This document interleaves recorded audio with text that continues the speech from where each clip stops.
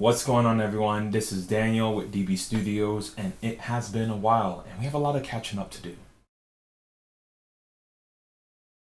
For the past couple of years, I've not been active on YouTube because I've been studying for my AREs, along with other things that has been going on in my personal life. And I'm here to share with you all that I have passed all of my architectural registration exams. Yes! And I want to tell you a little bit about that experience. But first off, I am not a licensed architect yet. I have a couple of more hours in a certain category that I'm still working towards, and after that, I will be a licensed architect, God willing, in the state of New York. So my examination process was roughly about 1.5 years to maybe 1 year and 8 months. And the order in which I took the exams, I started off with practice management, then I went to project management, from there construction evaluation, and then programming analysis, and then PPD and PDD. And by the grace of God, I passed all of these exams without having failed even once, which is, oh man, that was really something, a miracle, and I thank God for having brought me through that process. And I wanted to just share some interesting tips with you all, things which I don't necessarily see or hear being spoken about enough when it comes to taking these exams. And I have about like 5 to 6 tips I'm going to share with you. But before I say and go into those tips, I also am going to make a separate video going over some study resources and also sharing some of my notes with each and every one of you. So without further ado, let's get into it. So first and foremost, start your exams now. Life will always be busy, and life will not get any less busy. In fact, this is going to kind of lead us into the first point, and that is to factor in your busyness into your schedule. So in summary, it's having a flexible schedule that adjusts and makes space for the different things that's happening in your stage of life, wherever that may be. You may have a family, maybe you're going back to school, or maybe you're just working odd hours at your job. And essentially what this looks like is when you are going through your study plan, let's say you're thinking in a week, I'm going to get X, Y, and Z done. If the goal is, hey, normally it'll take a person a week to get through this material, but you know, hey, I'm a slow reader, give yourself 2 weeks. Or if you know, hey, I'm going to be going out here and there with friends, or I have obligations, I have practice somewhere else, then you want to actually add a couple of days and factor in for some days where you might not actually get to study, or the quality of your study may not be as good. And I'm telling you, when you do miss those days, when you don't get to study, you're not going to feel demotivated. In fact, you're going to still feel like you're on track. And that is because you have accounted or anticipated that you may not be studying 100% of the time, or certain aspects of your study routine may require more time, more focus, and you need to spend more time on a certain topic. So have a good, flexible study schedule that accounts for all of your obligations in your current phase of your life. The next advice actually goes into having a good night's sleep. Now, when I say good night's sleep, I want to actually also pair this up with something else, and I'm going to explain what I mean. So when I am studying for my exam, what I have done is that the night before the exam, 7 to 7:30, no matter how far I've gotten, or even if there's additional material I still have to study, I say that's it. By the grace of God, I've worked hard, I really focused, and I did the best that I could. And so I just kind of leave it like that, and I don't cram last minute. So I don't do any cramming. I don't do cramming the morning of, What I do is that I stop studying at a certain time, and then I make sure I go to sleep. And listen, if you're like me and you have a big event the following day and you can't fall asleep right away, I take some melatonin, which is non-addictive. There are some natural melatonin you can take, and I took it, and it just helps me to go to sleep and my body to relax. I make sure I put away all screen, whether it's my phone or computer, at least an hour before bedtime. Make sure I eat at least 3 hours or 2 to 3 hours before I'm going to lay down, to make sure my digestive system is not active and I can sleep peacefully. Now, the morning of, I get up super early, right? And I try not to do anything that involves looking at a screen, right? And I schedule my exams. Usually I do it Monday morning, the beginning of the work week, and I just knock it out. I just knock it out and just kind of put all my focus and attention to getting this exam out the way, and then my brain and my body just de-stresses after that.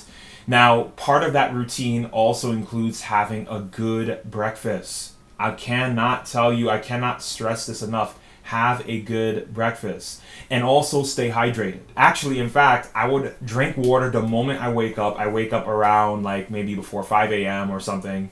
And just to give you a heads up, because I'm in New York City, the earliest exam that I could take in the morning is at 8 a.m. roughly. So I'll get up at 4:30 or 5, immediately drink a generous amount of water, and then I kind of time myself. Okay, it takes me this long, like an hour and a half after I drink water to use the bathroom. And so then I drank water, then I do my morning routines, reading, praying, and then just relaxing. And then I go into the next part of my routine, which is also making breakfast. And I would have oatmeal. I put pumpkin seeds, pine seeds. I put a little bit of blueberries, and it has a lot of carbs, and it fills you up, which is very, very important, right? But at the same time, it's not heavy or greasy or anything like that. And then I would drink water once more before I leave my house, and I kind of time it in a way that when I get to the testing center, I can kind of use the bathroom again before I start the exam. Because maybe you know or maybe you don't know, you're only allowed one break during the exam. And if you're anything like me, I kind of like to sit down and just like pump through as many questions as possible. Sometimes I feel like my concentration is broken when I get up. I mean, maybe for the longer exams, it's kind of nice to have a break, but the point is that you don't want to have the urge to use the bathroom several times during the test, and you certainly don't want to feel dehydrated. You certainly don't want to be hungry, because all the focus and concentration that you need for the test, your brain is consuming, it needs fuel. And so having a good and healthy breakfast, good carbs, malic acid, which you could get from various fruits like apples, etc., or even potassium. Those are the type of things that are going to pump you up and keep you nice and focused and relaxed while you're testing. So that's kind of point number 2, is kind of your have a good night's sleep. And maybe this is kind of like 2 separate points, but having a good breakfast in the morning is super, super duper, super important. So the next point I'm going to bring up is something that's personal to me, and that is prayer. Not a single exam I've went into, I did not pray. I did not tell people, hey, pray for me. I did not, reach out to maybe about 40 people and just have them praying and pray myself. Honestly, it's a great way to boost your morale. And also, the way I look at it is when it comes to the AREs, it's an exam that's impossible, literally impossible to know everything that there is to know. Because the way the ARE exams work, there are different types of exams. So there's a large pool of questions, and sometimes you may get an exam that's generated for you that's easy. It pulls all the easy questions, easy case studies, easy multiple choice. You may get something that's a mixed match, right? Maybe one difficult case study, one easy case study, some hard multiple choice, etc., all the way until the other end of the spectrum where you get everything's hard. Everything's just completely left field. And so, you study the best you can. You can never study for this exam in such a way where you know everything, but you can study well enough where you come to a place where you feel like I understand the concepts. And so with an exam so broad like that, there's only so much you can study. And so I am certainly someone who believes that prayer works, because I do my best, I do my part, I put in the work, study what I can, and whatever I do not know, whatever I am not familiar with, I leave the rest in God's hand. It definitely boosts the morale, it definitely helps me to stay focused, even when I encounter a question that I don't remember or I don't really know. I find that all of a sudden that when I'm in that situation, I'm really calm. And in combination with everything else, I'm hydrated, I ate, and I got good sleep. I mean, there were 2 exams I didn't get sleep, but even then I felt, God, He was with me, and I was able to just calmly focus. I don't know what you believe in, but I wanted to add it to the list because it definitely has made a difference for me. Now, the last point, and this is really important, is take as many practice tests as possible. So the content that you study, that is important, but actually practicing it and understanding how to answer questions is where the rubber hits the road. And so do as many practice tests as possible before the exam. And the way I recommend doing it, so I take a practice test the day before the exam, and I take one 3 days before the exam, and then I take one maybe 5 days before the exam, etc. I'm not doing a practice test every single day, and the reason for that is because, quite frankly, I would burn myself out. But when taking the practice test, it sort of helps me to see where I'm at in terms of my understanding of the content material.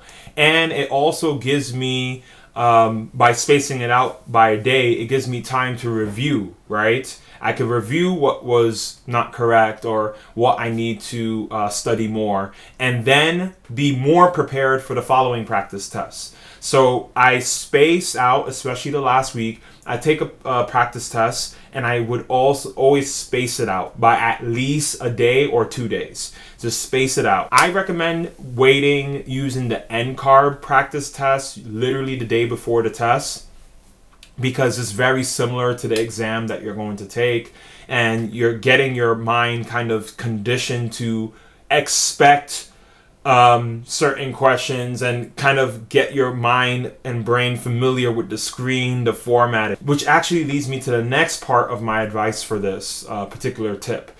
Make sure, if possible, you take the tests in a similar environment as the actual exam. So during the test, you can't drink water. You can't pull out your phone. You have to have your table cleared, right? So make sure you take it as if you're taking the actual test. And what happens is that the more you kind of condition your brain and your body to operate under that level of stress, when the real deal comes around, it's just like routine, right? Like practicing for a soccer game, a basketball game, right? It's just like routine. It's like a drill, right? So when you're taking your practice test, it's a temptation to grab water, you're dehydrated, it's a temptation maybe to get food. No, put everything aside. And listen, when you take your breaks, be honest with yourself. Do not go back to the questions you've already answered, right? So by formatting your testing experience like the actual exam, you're conditioning your mind to be in that kind of like a position where you can operate under this level of stress. So even if you're not a good test taker, by practicing the exams in the similar format, and of course taking the exams like every other day before your actual test, it's going to make a huge difference. So these were my, I think 5 or is it 6 tips in which I think really helped me in my examination experience. Just to summarize those points once again, number 1, having a flexible schedule that accounts for your busyness and all your obligation in your life at that time. Number 2, have a good night's rest. Don't stay up late cramming like crazy. Listen, I was a person who crammed all the time in architecture school, all the time. But I find that when you take breaks, studies have shown that taking breaks actually help you to retain the information a lot better. So the thing is, the AREs is not an exam where it's about memorization. So it's not about cramming per se, but it's more about understanding concept. So that even applies by also having a peaceful night's rest, not overcharging your brain the night before. And the third tip, which is also closely related to the second tip, is having a good morning routine. Make sure you have a good breakfast, right? Stay hydrated. And kind of, you got to get to know your body, right? Maybe one of these days, just drink water or eat something and kind of understand, okay, I drink water on an empty stomach. It takes me about this long to use the bathroom. When I have eaten something, it takes me about this long. So time yourself, okay? The fourth step, which once again, very personal, and I think it's helpful to anyone because it definitely boosts your morale, and that is prayer. Prayer, and maybe you're a person who doesn't want to tell a lot of people, hey, pray for me. You don't want a lot of people to even know you're taking the exams. Totally fine.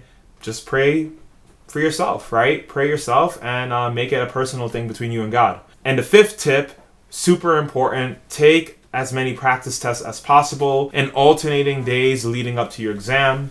And make sure when you take those tests, especially the last week before your actual exam, take the test in a similar environment and under similar conditions as you will be expected to perform during the real exams. So these are some of my tips which I found to be very helpful during my examination process, and I'm happy that I got to share it with each of you. Once again, I'm going to have another video in which I will go more into some of the study resources that I found to be helpful for me personally. And also, I'm going to have a video where I am going to study with each of you for the different ARE exams. So if you're not subscribed to the channel, please subscribe and stay tuned for the next video, and I'll catch you all later. Peace out.